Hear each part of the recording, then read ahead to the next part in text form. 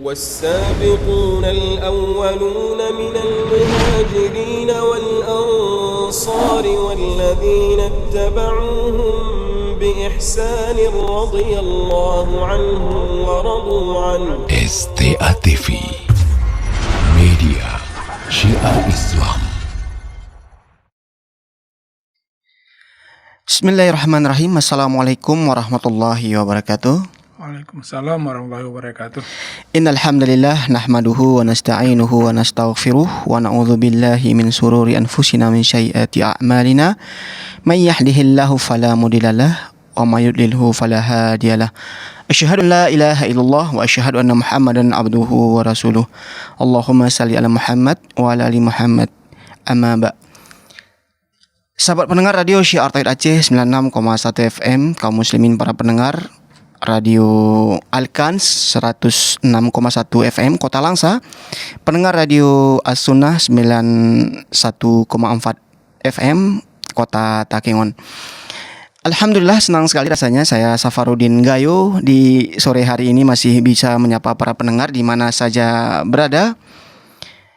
Mudah-mudahan para pendengar selalu dalam lindungan Allah Subhanahu wa taala dan bisa melaksanakan aktivitas yang sudah direncanakan, dan mudah-mudahan di sore hari ini bisa kami temani Anda dengan program yang sangat bermanfaat, yaitu program rutin kita, yaitu kajian kesehatan. Alhamdulillah, insya Allah di sore hari ini kajian kesehatan kita yaitu bersama narasumber kita, itu Profesor Dr. Maimun Sukri, spesialis penyakit dalam, konsultan ginjal dan hipertensi, dokter ya. Beliau adalah dekan Fakultas Kedokteran Unsia. Sahabat pendengar radio Syiar Tauhid Aceh 96,1 FM, pendengar radio Alkan 106,1 FM Kota Langsa, dan pendengar radio As-Sunnah 91,4 FM Takengon. Alhamdulillah, beliau sudah bergabung bersama saya di studio. Kita sapa dulu beliau. Assalamualaikum, dokter. Waalaikumsalam, Pak Safar. Gimana kabar, dokter? Sehat ya? Alhamdulillah sehat. Alhamdulillah. Terima kasih, dokter, sudah hadir ke studio kita. Sama-sama. Di sela-sela kesibukan beliau di tengah-tengah COVID ini, pandemi ini, dokter, masih bisa berbagi ilmu dengan kita di sore hari ini. Sahabat pendengar radio Syiar Tauhid Aceh 96,1 FM, Radio Alkans dan Radio As-Sunnah. InsyaAllah tema kajian kita di sore hari ini adalah hipertensi dan penanganannya. Di akhir acara nanti, bagi para pendengar yang ingin berpartisipasi, silakan hubungi kami via telepon di nomor 0852 7732 3266 atau via WhatsApp di nomor 0852 1414 2314. Baik, dokter, kita mulai. Mungkin dokter bisa kasih prolog atau penjelasan awal, dokter, mengenai hipertensi ini, kondisi di Aceh, atau bisa menjelaskan kepada para pendengar apa sebenarnya hipertensi itu, dokter. Nah, baik Pak Safar. Assalamualaikum warahmatullahi wabarakatuh. Waalaikumsalam warahmatullahi wabarakatuh. Alhamdulillah, kita masih diberi kesehatan oleh Allah, atas nikmat sehat. Pada sore ini kita bisa bergabung dalam acara kajian kesehatan yang dilakukan oleh Radio STA. Dan terima kasih juga untuk pemirsa yang ikut bergabung, Radio Alkans di Kota Langsa dan Radio As-Sunnah di Kota Takengon. Mungkin juga pemirsa STA TV yang ikut bergabung pada sore hari ini. Baiklah, kita langsung ke topik tentang hipertensi. Berbicara tentang hipertensi, tentu penyakit yang sudah lama ada, yang kita kadang-kadang harus merefresh pengetahuan kita tentang hipertensi ini. Sering suka lupa, sering mengabaikan, namun kajian ini saya kira sudah pernah tahu. Cuma merimainkan hanya, mengingatkan kembali saja tentang hipertensi itu. Jadi masyarakat mungkin tahu tensinya tinggi baru ke dokter. Sebenarnya bila mana disebutkan hipertensi sudah ada definisinya sebenarnya. Bila tensinya yang di atas 140, yang di bawah di atas 90, itu sudah hipertensi. Ada dua grade, di atas 160 itu grade 1, grade 2, kemudian di atas 140 sampai 90 grade 1. Begitu juga dengan di bawahnya. beberapa negara punya patokan sendiri, punya guideline sendiri dalam menangani hipertensi ini. Kita juga punya, tapi memang mengadop dari beberapa negara, dikompilasi, kemudian diputuskan oleh tim bahwa kita menganut guideline tersendiri. Iya. Ada negara yang membuat guideline itu berdasarkan dari warna kulit. Warna kulit itu berkaitan dengan obat nanti. Terutama kayak di Inggris ada yang white and black, terus di Amerika juga begitu, ada Asia Afrika, ada yang Amerika Latin juga begitu. Semua punya guideline. Guideline itu sebenarnya tujuannya adalah untuk memberitahu masyarakat bahwa bila Anda seperti ini tensi, maka harus selalu kontrol. Iya. Kita tahu di dunia manapun tidak semua pasien hipertensi itu minum obat. Iya. Ya, tidak banyak, mungkin 60%. Tidak mesti minum obat, dokter. Ya, ada yang 60% itu tidak mencapai target tensinya. Itu lebih rendah lagi, jadi mungkin sekitar 40%. Iya. Jadi dulu mungkin kita menduga masyarakat tidak bisa beli obat, tapi sekarang obat kan ditanggung semua. Jadi itu sudah tidak ada lagi kendala dalam pengadaan obat. Sekarang dibutuhkan kepatuhan pasien dalam mengontrol tekanan darahnya. Bapak Ibu sekalian pendengar yang berbahagia, tanda hipertensi itu kadang-kala tidak muncul kecuali bila tensinya naik mendadak. Iya. Mendadak naik, naik begitu, itu tensi kepala terasa sakit di belakang.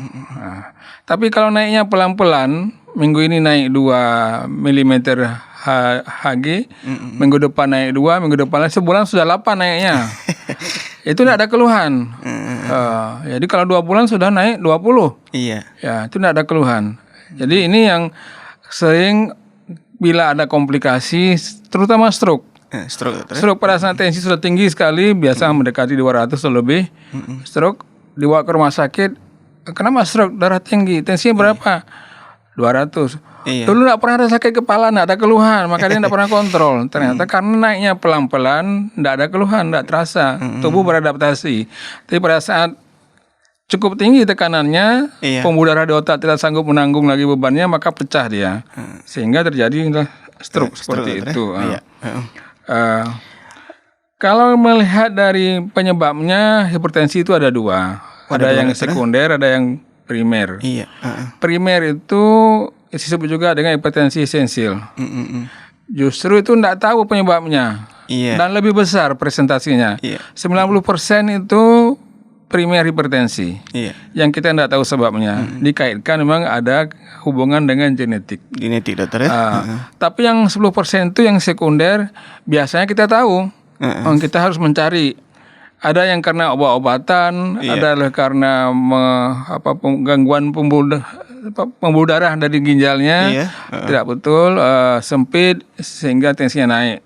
Tapi itu bila terdeteksi cepat bisa diatasi, tensinya bisa turun kembali tanpa obat. Orang sering minum obat hormon, pil KB misalnya gitu ya, atau obat steroid, prednisone, dexamethasone itu berpotensi untuk tensi tinggi. Kalau itu kita stop, turun. Obat-obat anti nyeri, ada yang natrium diklofenak. Natrium itu menarik air. Ada natrium. Natrium itulah yang bikin tensi tinggi. Sama dengan makanan yang mengandung garam. Banyak garam. Ada natrium juga. Obat tadi ada natrium. Natrium diklofenat itu bisa bikin tensi tinggi. Dokter tadi kan menyebutkan ada faktor genetik, dokter ya. Mungkin bisa disebutkan apakah memang itu tidak bisa berhenti, dokter?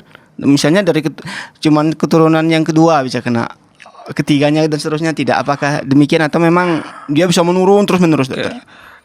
Kalau sudah punya riwayat keluarga punya darah tinggi, maka anaknya harus menjaga, menjaga dengan pola hidup yang benar. Karena ada besar kemungkinan, dokter menjaga pola hidup yang benar supaya tidak muncul hipertensi itu.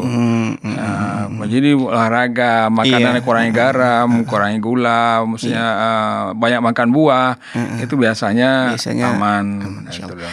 Dokter, yang dimaksud dengan hipertensi primer itu bagaimana, dokter? Kan ada primer dan ada juga hipertensi sekunder, dokter ya. Baik Pak Safar, yang primer itu yang saya bilang tadi, itu yang ada genetik, tidak tahu kita sebabnya apa, esensial. Itu justru banyak. banyak dokter ya. Justru banyak. Yang sekunder itu yang memudahkan kita dalam mengoreksi penyebabnya sehingga penyebabnya bisa baik, terkoreksi, tensinya turun tanpa obat lagi. Tanpa obat gitu ya. Tapi itu tidak banyak, hanya 10%. Itu bagaimana cara membedakannya dokter? Itu harus melalui pemeriksaan dokter. Jadi riwayat penyakit muncul, konsumsi obat-obat tertentu, kemudian kalau tidak ada itu mungkin kita harus periksa pembuluh darah ginjalnya. Kalau pada anak-anak muda di bawah 18 tahun punya hipertensi, kita harus memikirkan itu biasanya gangguan pembuluh darah di saluran di ginjalnya. Kita bisa periksa itu, kalau sempit kita longgarkan, biasanya aliran darahnya ke ginjal baik, tensi juga turun balik. Berarti tidak memandang usia dokter ya? Tidak bisa. Yang sekunder itu justru biasa pada anak-anak yang usia muda. Karena kan anggapan kita dokter kan hanya umur sekian yang kena gitu ya. Tidak ada. Seperti itu dokter. Ada bisa dari bawaan itu sudah ada tensi, biasa kita harus eksplor. Itu memudahkan kita biasanya kalau kita dapat penyebabnya. Iya. Kemudian dokter, kita sudah mengenal lah hipertensi, tekanan darah tinggi, mungkin lebih familiar di tengah-tengah masyarakat dokter ya. Kemudian resikonya apa dokter? Apa risiko yang ditimbulkan dari hipertensi ini? Baiklah, pertanyaan baik nih Pak Zafar. Pendengar sekalian dan pemirsa STA TV, komplikasi hipertensi itu biasanya yang diserang adalah pembuluh darah. Pembuluh darah dokter ya. Sama dengan diabetes. Oh iya. Sama dengan diabetes. Mana pembuluh darah ada yang besar, ada yang kecil. Pembuluh darah besar adanya di otak. Kita sering mendengar orang stroke, kena hipertensi. Yang besar lagi ada di jantung. Ada kita mendengar serangan jantung karena hipertensi. Ada juga di tungkai bawah. Jadi kalau orang jalan capek, pegel, kalau berhenti dia hilang keluhan itu biasanya sudah mengenai pembuluh darah besar di tungkai bawah. Yang pembuluh darah kecil itu ada di mata. Oh, di mata dokter? Mata. Jadi ada orang yang buta karena pembuluh darah di retina matanya itu terganggu. Itu nggak bisa lihat.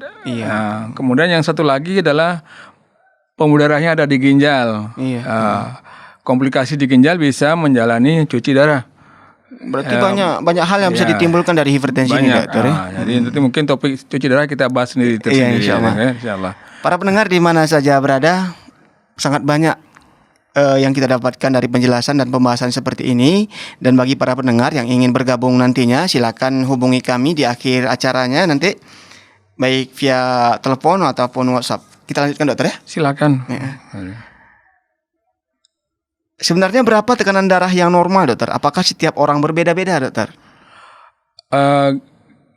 Guideline yang ada itu mengatakan kalau tensi di atas 140 yang di atas dan 90 yang di bawah lebih dari itu maka dianggap itu hipertensi. Hipertensi dokter. Berarti tidak ada perbedaan dokter. Itu untuk umur 18 tahun ke atas. Oh iya. Kemudian dokter, ini di daerah kita nih, apakah di Provinsi Aceh penderita hipertensi ini tinggi dokter? Karena kan kita kan makan garam juga banyak, konsumsi garamnya banyak kendurinya gitu ya. Ini tantangan untuk kita semua untuk melakukan pola hidup yang baik. Jadi Pak Zafar, saya searching kembali untuk daerah Aceh. Meskipun nasional itu angka hipertensinya 33% juga. Jadi kalau kita duduk 3 orang itu satu hipertensi.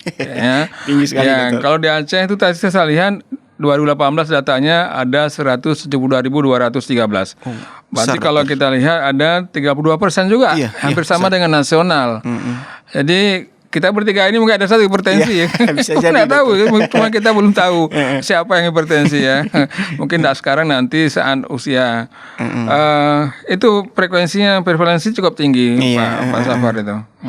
Ini apa penyebabnya dokter? Apakah kita tadi sudah sebutkan bahwa hipertensi bisa menyebabkan komplikasi dokter Ini bagaimana untuk menghindarinya nih dokter? Saya kira kita karena pola makan lebih dominan pola makan lebih dominan. Kita banyak kenduri, banyak makan. Sebenarnya makanan di luar itu masaknya tuh orang sehat. Iya betul. Garamnya pasti banyak.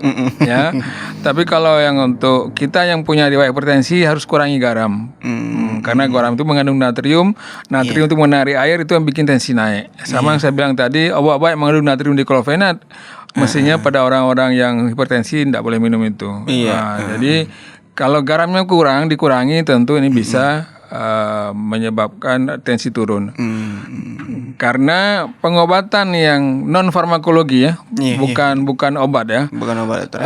Ada 5. Yang pertama itu mengurangi berat badan. Mengenai berat badan, dokter. Kalau orang gemuk tensi tinggi, mengurangi berat badan itu 10 kg turun bisa mengurangi tensi 2 sampai 20 mm Hg. Jadi ini murah meriah. Enggak pakai obat tapi harus bisa disiplin menurunkan berat badan. Kemudian kita tidak boleh makan lemak. Makan lemak jenuh tak boleh. Seperti lemak-lemak nabati boleh. Banyak makan sayur, banyak makan buah. Berarti hewani yang ini, dokter. Ya, dikurangi. Kemudian kurangi garam. Garam itu 125 mg sehari dibenarkan. Itu yang ketiga. Yang keempat, kita kan tidak ada alkohol ya. Itu alkohol juga tidak boleh. Dan olahraga yang teratur. Itu punya pengobatan non farmakologi, tidak pakai obat itu, tapi kita harus disiplin. Harus disiplin, dokter. Obat yang paling murah, dokter. Kemudian, dokter, apakah hipertensi hanya terjadi pada usia tertentu? Tadi dokter sudah menjawab. Tapi untuk kasus di Aceh, dokter, apakah yang terkena itu hanya usia misalnya 20 tahun ke atas atau 30 tahun ke atas, dokter? Ini bagaimana? Baik Pak Safar, yang datang ke kami baik di klinik maupun di rumah sakit itu rata-rata sudah dewasa. Apakah lanjutan dari yang masih muda itu kita tidak tahu. Cuma ada 1-2 yang dari muda. Kita juga explore penyebabnya. Ada yang jumpa penyebabnya adalah penyempitan pembuluh darah arteri di ginjal. Itu biasa kita kirim ke rumah sakit untuk dieksplor lebih lagi, dilonggarkan. Seperti orang pakai stent di jantung, jadi longgar, aliran darahnya baik, tensi turun balik, tidak perlu pakai obat. Jadi kalau ada anak muda tensinya tinggi, maka kita harus berpikir yang terutama adalah oleh karena penyempitan pembuluh darah di ginjal. Setelah kita periksa tidak ketemu yang lain, tidak ketemu itu baru kita pikir penyebab yang lain. Biasanya, dokter, misalnya penyempitan yang terjadi kita, itu sebabnya apa kira-kira, dokter? Itu bawaan penyempitannya itu. Kalau mengkonsumsi misalnya narkoba atau apa, itu berpengaruh, dokter? Narkoba enggak ya. Biasanya mungkin detak jantungnya lebih cepat aja, itu sesaat aja. Kemudian terbagi sebagian pengidap hipertensi, konsumsi obat harus dilakukan seumur hidup untuk mengatur tekanan darah. Apakah demikian, dokter? Sekali kita menegakkan hipertensi, berarti dia harus diobati. Harus diobati, dokter. Obatnya bisa yang non farmakologi tadi saya bilang, bisa dengan obat-obatan. Obat-obatan itu kita mulai dengan dosis minimal. Kalau tidak ada penyakit penyerta yang lain, misalnya hipertensi saja, maka kita memberikan obat yang paling murah. HCT saja bisa minum itu. Jadi semua obat itu harus dilihat indikasi, kontraindikasi dan efek samping. Harus kita beritahu ke pasiennya. Misalnya dia minum kaptopril yang itu punya efek samping batuk. Jadi beritahu ke pasien kalau kamu batuk, stop. Orang asma tidak boleh minum bisoprolol. Nanti asmanya kambuh. Jadi ada seninya, Pak Safar. Lihat pasien seutuhnya. Ini layak untuk pasien ini, obatnya apa. Kalau terkontrol baik mungkin dosis dikurangi. Kalau nanti 2 macam obat mungkin dikurangi 1. Kalau 1 macam obat dosisnya besar dikurangi jadi separuh. Jadi mungkin nanti tidak perlu obat, dengan diet saja. Jadi tetap dalam kaitan pengobatan. Jika demikian, dokter, diharapkan kesadaran terhadap pribadi, dokter, untuk pola hidup, pola hidup sehat, kemudian berani memeriksakan diri, dokter, jika ada gejala-gejala gitu, dokter. Kemudian, dokter, bagaimana pencegahan yang efektif agar tidak terkena hipertensi, dokter? Pak Safar, seperti tadi saya bilang, sering kalau yang pola hidup dominan adalah harus mengurangi garam, mengurangi lemak. Itu yang paling efektif untuk itu. Kemudian olahraga, teratur aerobik aja, tiap hari 30 menit ya. Dalam seminggu 5 hari cukup itu. Baik dokter, kita sampaikan pendengar informasi dulu. Bagi para pendengar yang baru bergabung, tema kita di sore hari ini adalah hipertensi dan penanganannya bersama Profesor Dr. Maimun Sukri, spesialis penyakit dalam, konsultan ginjal dan hipertensi. Bagi para pendengar yang ingin menanyakan, silakan dikirimkan via WhatsApp ke nomor 0852 1414 2314 atau hubungi kami di 0852 7732 3266. Baik, kita lanjutkan dokter. Silakan, Pak. Ya. Kemudian dokter, makanan yang harus dihindari untuk mencegah hipertensi tadi sudah dijawab dokter. Tapi kan di daerah kita ini kan makanan itu banyak dokter. Terutama ini apa namanya berkaitan dengan daging dokter ya. Kemudian ini kan baru siap juga kita kurban ini. Mudah-mudahan ya tidak tidak mampir penyakit ini ke para pendengar yang kita cintai. Gimana dokter? Baik Pak Safar, daging boleh saya makan, boleh, tapi jangan asin. Begitu dokter ya. Kalau yang punya hipertensi, dia garam itulah yang bikin tensi tinggi. Iya. Boleh makan daging, tapi daging yang bersih, enggak banyak gapahnya itu, gajinya itu, dikurangi garam boleh. Iya. Boleh makan. Jadi tidak bermasalah dokter ya. Bukan pantang garam, kurangi garam. Kurangi dokter ya. Bukan pantang garam. Kita tidak memang lebih baik kalau ada orang hipertensi di rumah jangan ada garam di meja. Jangan ada botol garam di meja itu. Ya. Kemudian kapan harus ke dokter nih? Dokter. Apakah kalau ada gejala langsung atau memang bisa diatasi dulu seperti nasihat dokter tadi ya? Ini gimana kira-kira dokter? Kalau orang yang sudah hipertensi sudah ke dokter, dia akan kontrol reguler ya. Iya, teratur.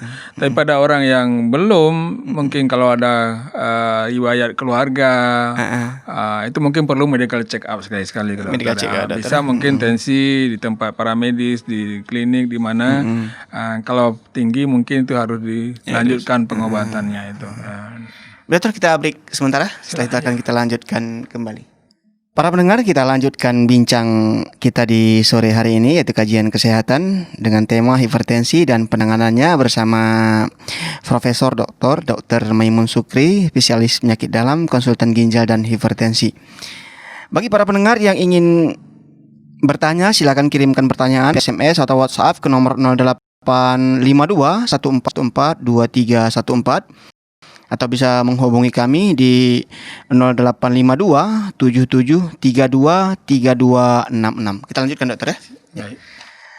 Dokter, kita lanjutkan kembali pembicaraan kita di sore hari ini. Kemudian pertanyaan selanjutnya dokter dari saya, apakah perokok itu rentan terhadap hipertensi dokter?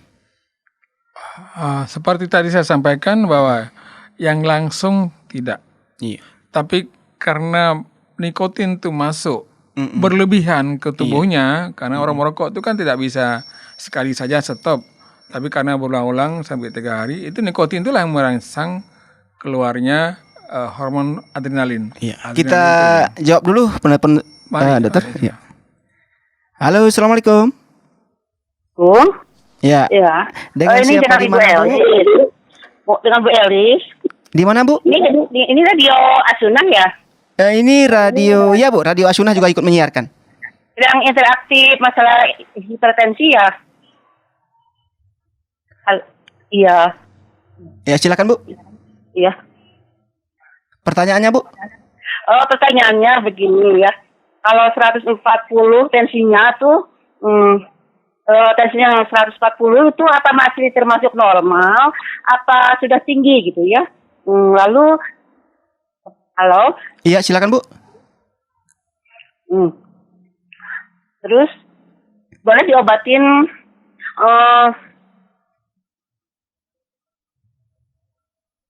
Ya, silakan Bu. Terusin. Oh ya. Terusin kan kalau ibu kan kalau dicek gitu ke puskesmas ya tensi, tapi tidak mau diobatin gitu. Apakah itu obat tuh apa efek sampingnya gitu kan? Takut gitu kan. kalau ada efek sampingnya tidak akan mau dikasih obat gitu kan, takutnya nanti tambah tinggi gitu kan. Lalu boleh diobatin melalui buah-buahan gitu kan. Kalau buah-buahan bisa pakai obat, kira-kira buah-buahan apa saja gitu kan. Lalu kalau ibu kan sering makan buah Jepang gitu kan. Buah Jepang. Apakah itu bisa jadi obat hipertensi atau tidak gitu ya? Segitu aja. Terima kasih banyak gitu ya. Assalamualaikum. Assalamualaikum warahmatullahi wabarakatuh. Silakan dokter. Baik Bu, terima kasih, pertanyaannya baik sekali. Kalau lihat the guideline petunjuk dari beberapa negara, kalau 140 itu sudah hipertensi. Iya. Itu stage 1, grade 1. Karena kita batas 139 sistoliknya. Tapi yang paling penting cara pengukurannya apakah sudah betul. Maksud saya jangan ibu datang dari rumah jalan kaki lalu sampai pas di puskesmas langsung diukur. Masih capek menggah-menggah, itu tidak bisa jadi patokan hipertensi. Jadi ibu harus istirahat dulu. Istirahat dulu 15 menit baru diukur. Jadi sudah relax gitu. Kalaupun itu betul 140, ibu boleh coba dengan diet dulu. Dengan diet.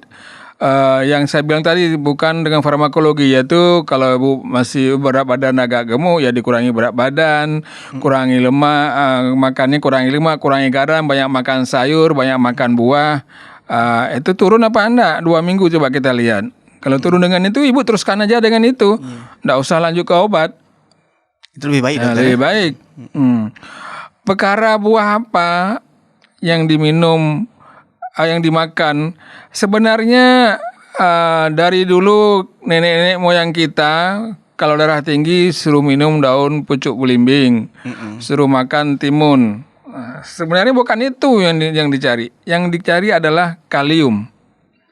Kalium itu banyak dalam sayuran hijau dan dalam buah-buahan. Kalium itu bersifat membuat pembuluh darah rileks. Kalau rileks jadi tensinya turun.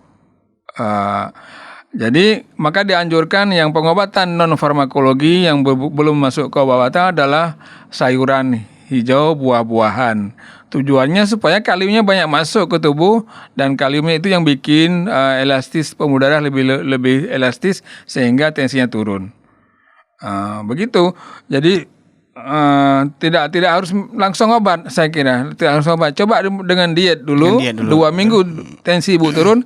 Tidak perlu obat, teruskan aja dietnya dengan itu. Ya. Jadi murah meriah. Insya Allah. Gitu. Sepertinya pertanyaan kita, penanya kita dari wilayah Takengon, dokter. Alhamdulillah. Para pendengar siaran program ini disiarkan 3 radio, yaitu Radio As-Sunnah Takengon 91,4, kemudian Radio Langsa 106,1, dan Radio Syiar Tauhid Banda Aceh 96,1 FM. Bagi para pendengar di 3 wilayah yang kami sebutkan tadi, silakan kirimkan pertanyaan via WhatsApp maupun telepon. Ini ada masuk pertanyaan via WhatsApp, dokter. Kita jawab dulu ya. Dokter, ini dari Firdaus yang berumur 33 tahun mau bertanya. Saya sudah ada gejala hipertensi. Kiat apa saja yang harus dilakukan biar penyakitnya hilang, dokter? Nah, ini gimana kiat-kiatnya? Mungkin untuk Pak Firdaus umur 33 mungkin agak muda ya masih ya. Mungkin perlu data untuk kami sejak kapan hipertensinya. Saya kalau masih sudah lama, saya curiga yang tipe sekunder tadi. Jadi itu mungkin harus diperiksa. Datang ke rumah sakit, ke dokter penyakit dalam boleh, ke dokter jantung boleh, untuk periksa apakah ada tanda-tanda penyempitan dari saluran pembuluh darah dari ginjal. Kalau ada itu mungkin harus dieksplor lebih lanjut, diperiksa lebih lanjut, kemudian dilakukan pengobatan tindakan sehingga itu menjelonggar tensi turun. Tapi kalau itu tidak ada, maka kembali ke tadi saya bilang pengobatannya ada 2, ada yang farmakologi, ada yang non farmakologi. Farmakologi dengan obatan, yang non itu bukan karena dengan obat. Ya kalau gemuk turunkan berat badan. Ya, turunkan 10 kilo bisa turun tensi 5 sampai 20 mm Hg. Kan lumayan turun ya. Kalau selama ini banyak makan lemak, kurangi makan lemak. Kalau selama ini banyak makan di luar yang asin-asin, kurangi yang asin-asin tuh. Lebih bagus makan di rumah. Kalau bekerja hendak pulang bawa bontot dari rumah dengan menu yang kurang garam. Nah, itu saya kira olahraga teratur, aerobik 30 menit ya boleh sehari, tapi tiap hari ada. Berarti pola hidup dan pola makan, dokter. Kalau dengan itu turun, alhamdulillah. Tapi kalau enggak tambah obat. Tambah obat dengan dosis minimal saja dicoba. Dengan itu turun, lanjut. Yang sering datang kan sudah ada komplikasi nih. Yang obatnya nggak cukup satu, yang pola makannya susah diatur. Itu pasti obatnya banyak, komplikasinya akan menunggu itu kalau memang tidak bisa diukur dengan baik. Pertanyaan selanjutnya, dokter, ini dari tidak disebutkan nama.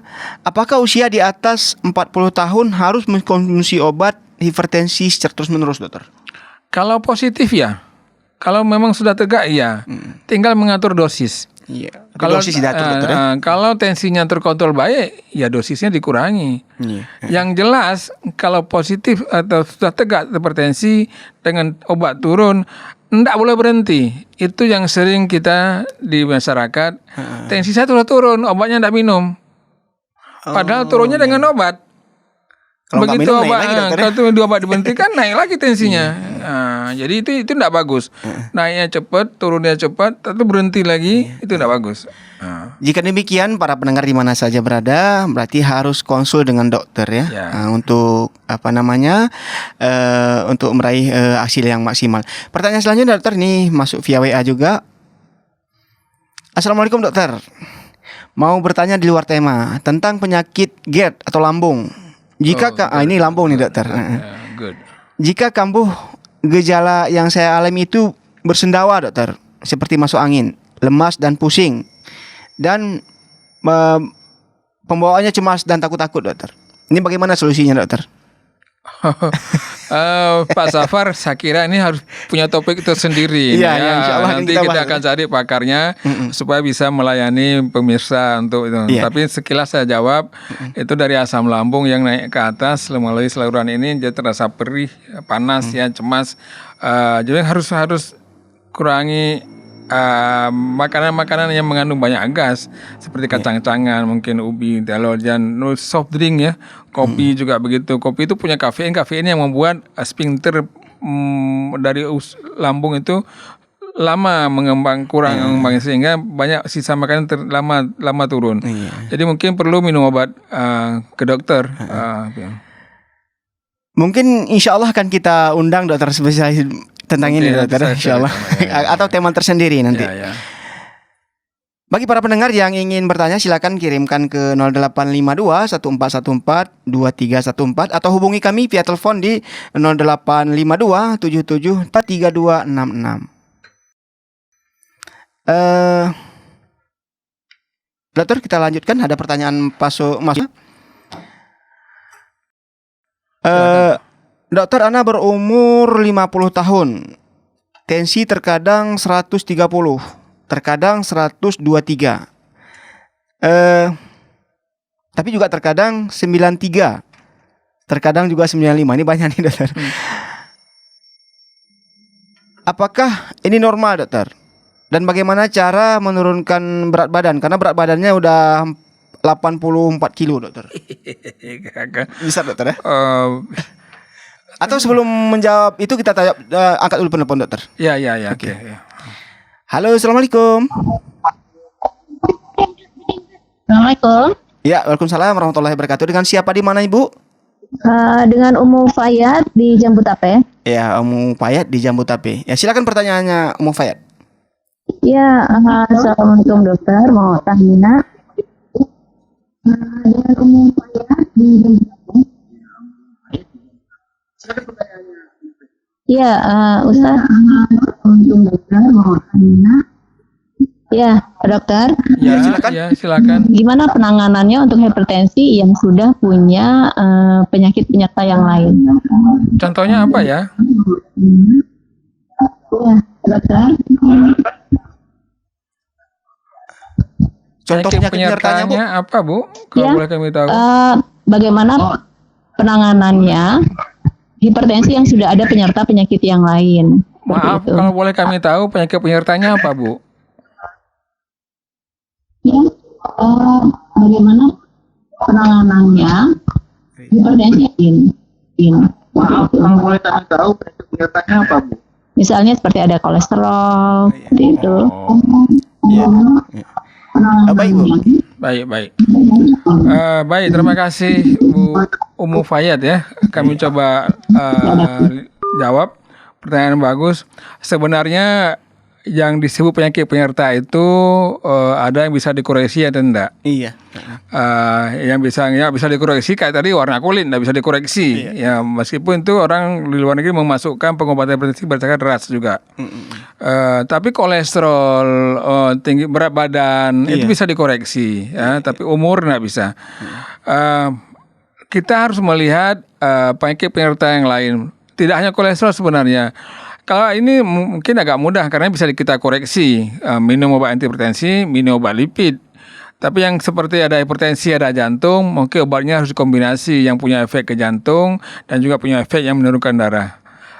Penyakit hipertensi tapi ada diabetes, juga kita harus pilih obat yang bisa menjaga tensi karena kalau ada hipertensi, diabetes, target kita lebih rendah.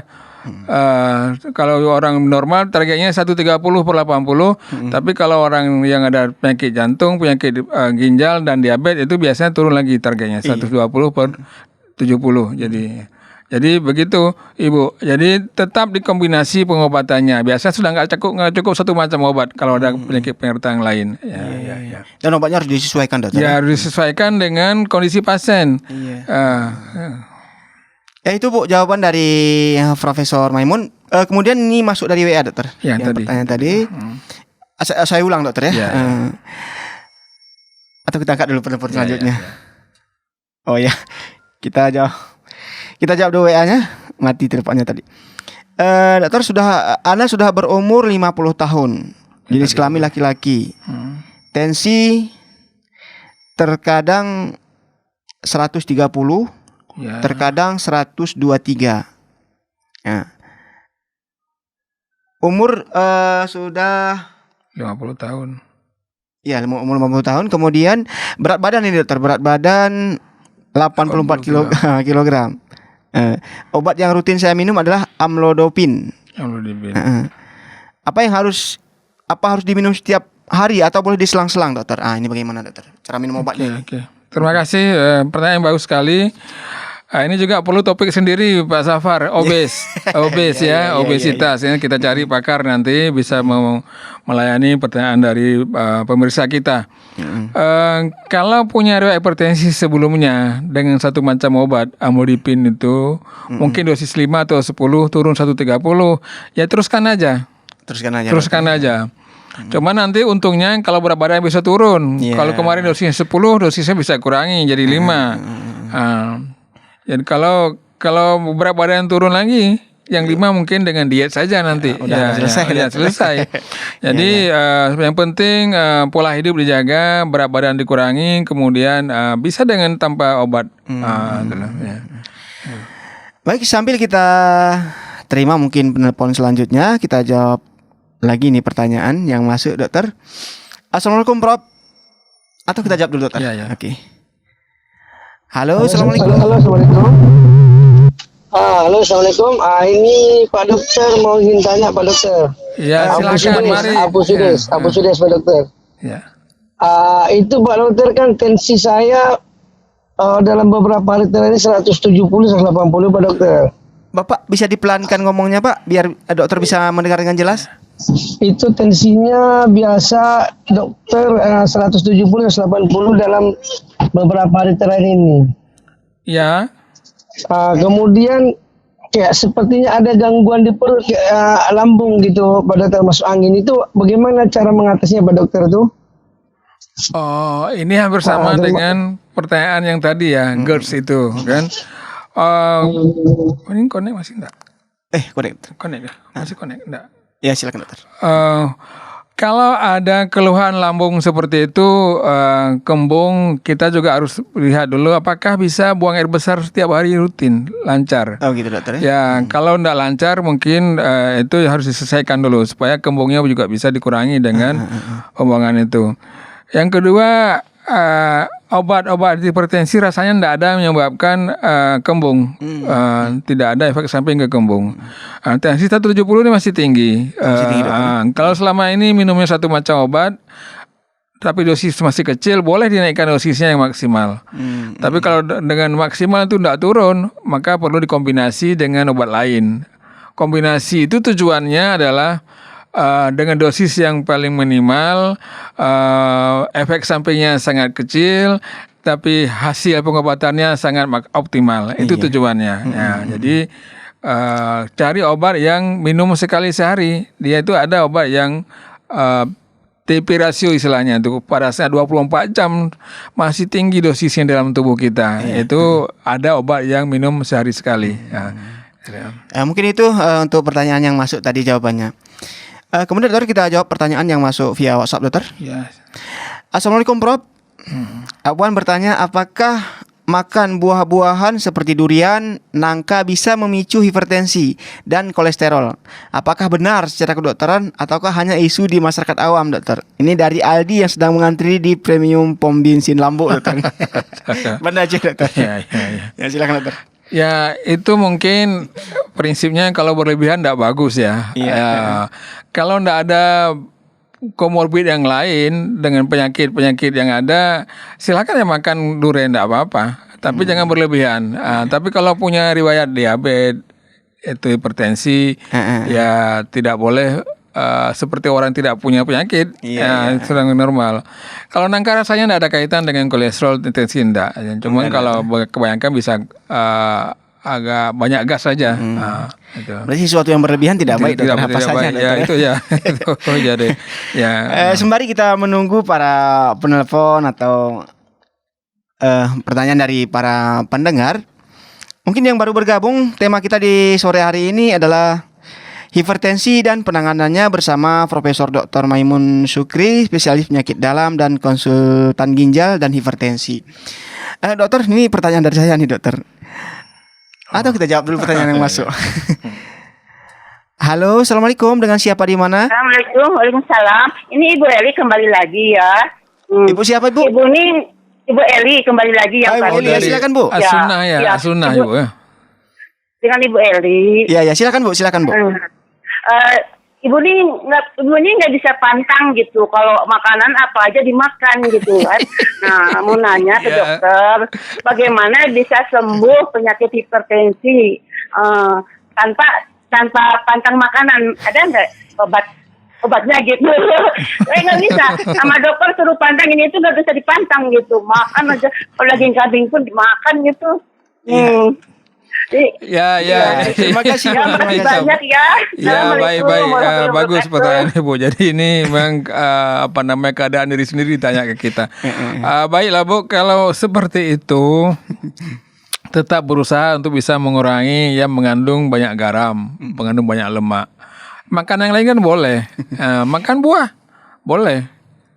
Kemudian kalau tetap tidak bisa, faktor yang menyebabkan tensi naik seperti saya bilang tadi, garam dan lemaknya tetap tidak bisa dikurangi, maka obatnya harus dinaikkan dosisnya supaya tetap bisa dikurangi. Akan tetapi lemak itu punya efek ke pembuluh darah. Ya, itu pula. Walaupun tensinya tinggi, lemaknya juga tinggi, tensinya rendah, lemaknya tinggi, juga punya efek ke pembuluh darah. Ada orang yang tidak punya diabetes, tidak punya hipertensi, tapi tinggi lemaknya.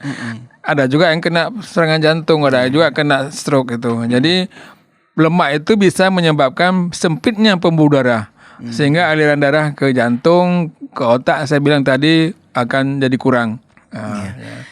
Itu mungkin hobi makan Ibu bisa dialihkan ke makanan yang sehat, dokter ya. Seperti buah-buahan, buah-buahan aja, sayurnya, ngemil itu ya. Dokter kan positive thinking kan sangat perlu, dokter, untuk mengatasi hipertensi ini. Ini bagaimana, dokter? Jadi mungkin kita sering dengar Ustadz bilang ya, lebih baik kamu berbaik sangka kepada orang lain, kamu dapat pahala, daripada kamu berburuk sangka. Jadi maksiat batin ya kalau nggak salah. Jadi ini mungkin sudah diatur, dalam agama sudah bilang seperti itu. Jadi kalaupun nanti orang lain berbuat tidak bagus kepada kita, tapi kita tetap jangan berhenti berbuat baik kepada orang lain juga. Ya. Jadi itu saya kira kunci di situ. Jadi kita rileks. Jadi rileks seperti itu. Jadi kalau pagi-pagi sudah curiga ke orang, itu sampai sore masih curiga. Kapan rileksnya? Jadi itu saya kira ajaran agama yang cukup sudah ada kita dengar-dengar ya. Jadi berbaik baik sangkalah kepada orang sehingga kita juga dapat pahala kan daripada selain dapat pahala sehat lagi dokter. Sehat lagi ya. Masya Allah. Ya. Selanjutnya dokter ini tadi dokter juga menyinggung harus saat yang tepat ketika memeriksakan diri dokter. Ini bagaimana maksudnya dokter? Ya maksud saya kalau ada aktivitas yang menyebabkan hormon adrenalin itu tinggi, itu kita tidak bisa jadi patokan buat tensi kita seperti itu. Maka lebih baik kita pada saat rileks. Itu rileks itu paling bagus adalah bangun pagi subuh. Itu yang belum ada aktivitas apa-apa. Itulah mau lihat kita berapa tensi kita. Itu diperiksa dokter. Waktu yang tepat dokter. Jadi kalau ke dokter pun juga begitu. Jangan setelah makan menunggu dokter datang, pergi kantin, makan dulu, minum kopi dulu 10 menit, kemudian dokternya datang, kita saya makan 10 menit, tidak bisa jadi patokan itu. Selanjutnya dokter, untuk menghindari komplikasi ini dokter, ini kan sangat penting sekali. Ini bagaimana dokter?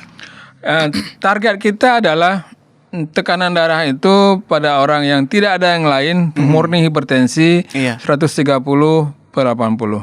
Tapi kalau ada yang hipertensi, ada diabetes, hipertensi, ada sakit ginjal, maka targetnya turun lagi. 120/70. Itu usaha mencapai itu adalah dengan pengobatan dan kombinasi dengan yang non farmakologi tadi. Itu akan lebih mudah mencapai targetnya. Memang ini susah, berat. Saya bilang tadi dari jumlah peserta penderita hipertensi 60% yang berobat. 60% berobat itu yang mencapai target juga tidak banyak. Jadi memang ini masalah di dunia. Ya. Cuman di kita masih lebih besar masalahnya dibandingkan dengan luar negeri. Dulu orang itu punya asuransi, obatnya gratis. Sekarang kita juga punya asuransi. Rasanya untuk masalah obat tidak masalah itu loh. Kita jawab pertanyaan yang masuk dokter melalui WhatsApp ini. Assalamualaikum Prof. Apa boleh kami cek sendiri tekanan darah secara mandiri di rumah? Kira-kira alat merek apa yang cocok untuk kontrol aja? Ini perlu kami sampaikan kepada para pendengar. Kami tidak bisa menyebutkan merek di sini.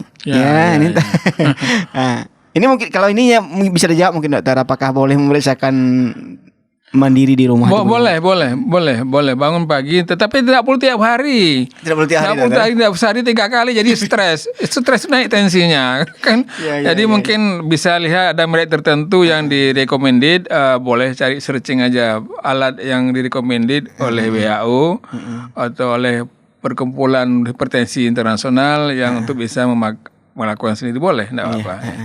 Boleh. Bagi para pendengar yang menyampaikan pertanyaan, silakan sertakan alamat biar kami bisa tahu di mana domisili para pendengar kami yang tercinta. Ini pertanyaan selanjutnya dokter. Assalamualaikum dokter, saya seorang ibu umur 45 tahun. Saya selalu berdebar dan saya ada asma dokter. Ini pertanyaannya nggak ada dokter, itu aja yang disampaikan. Mungkin nasihatnya dokter ini. Baik, pertanyaan bagus ya. Topik baru lagi yang muncul kan. Orang asma biasanya ada pencetus, ada riwayat alerginya. Yang sering adalah yang mengandung protein tinggi. Debu rumah, debu rumah itu protein tinggi dari binatang kecil yang mati yang kita tidak tahu, tidak bisa lihat. Ya. Debu jalan enggak, kan debu rumah yang mana kan. Kemudian debu rumah itu mungkin juga ada binatang seperti kapuk. Kapuk. Tidak boleh ada ambal di rumah.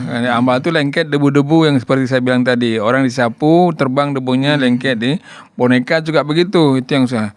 Itu yang paling penting dihindari pada orang asma. Tidak ada boneka, tidak ada ambal, semua pakai busa. Rumah jangan disapu tapi langsung dipel. Dipel. Kalau dipel debunya lengket di kain basah itu, tidak terbang atau di vakum. Itu satu. Yang kedua, biasanya makanan itu yang protein tinggi juga ada udang, tongkol, ayam ya, cumi, itu dihindari. Itu harus dihindari supaya tidak kambuh, tidak kumat. Itu bisa, itu kan diturunkan ya imunologi tadi. Kalau ada kaitan seperti itu bisa tidak muncul, bisa tidak muncul. Bagi para pendengar, silakan karena kita sudah di penghujung acara nih, atau tidak kita terima lagi ya. Dokter, ini karena sudah di penghujung acara kita, pertanyaan saya terakhir nih dokter, bagaimana mengelola stres dokter? Kan banyak orang stres kemudian beralih kepada hipertensi dan penyakit yang lainnya dokter. Kunci pertama adalah kita harus selalu berpikiran positif pada orang. Kalau bangun pagi pikiran positive thinking, kita bekerja pun enak. Kalau selalu niat menolong orang kalau dalam pekerjaan, selalu niat berbuat baik pada orang, orang juga akan senang. Kemudian selalu juga ingat bahwa hablum minanas itu harus dipelihara. Harus dipelihara. Saat ini mungkin orang minta bantuan kita, nanti suatu saat kita minta bantuan. Tapi kalau kita sudah berburuk sangka dengan orang, itu sudah susah untuknya. Dia selalu pikirannya dia itu ya, kembali ke kita berpahala, berbaik sangkalah pada orang juga kita bisa sehat. Saya kira itu aja menurut saya. Baik, terima kasih banyak dokter sudah menyempatkan di sore ini bergabung bersama kita, berbagi ilmu dengan para pendengar di mana saja berada. Terima kasih banyak dokter. Terima kasih kepada para pendengar yang sudah berpartisipasi di sore hari ini. Dan bagi pertanyaan yang di luar tema, insya Allah akan kita hadirkan dokter-dokter yang berkompeten di bidangnya untuk membahas persoalan-persoalan yang disampaikan para pendengar tadi. Ini yang dapat kami sampaikan di sore ini, mudah-mudahan bermanfaat bagi kita semua dan merupakan menjadi amal jariah bagi dokter yang sudah berbagi ilmu dengan kita. Saya mewakili kru yang bertugas, Safarudin Gayo, undur diri dari ruang dengar Anda. Wabillahi taufiq wal hidayah. Assalamualaikum warahmatullahi wabarakatuh. Waalaikumsalam.